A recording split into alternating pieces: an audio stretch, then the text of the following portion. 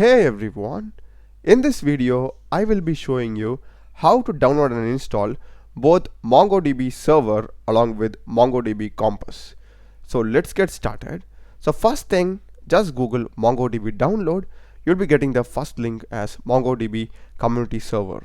Click this, and here if you scroll down, this is going to be the latest version.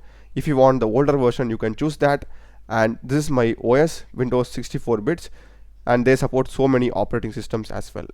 I will go with the MSI one. They also have the zip, and just click on download. So the download is about 718 MB in size, so just be patient till then. Once the download is complete, just open it and you will be getting the MongoDB setup like this. Just click on next, and you have the license agreement. You can just read it through. Click on I accept and next, and just go with complete. That's fine, and just leave it to the default one over here, log directory and data directory. If you want to change it, you can change it. That's up to you.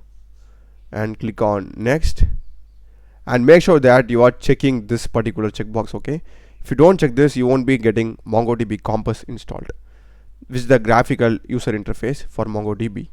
And click on next and install. Yeah, once the download is complete, you can just click on finish, and now you can just go to search and type for Mongo. You'll be having this MongoDB Compass. Open it,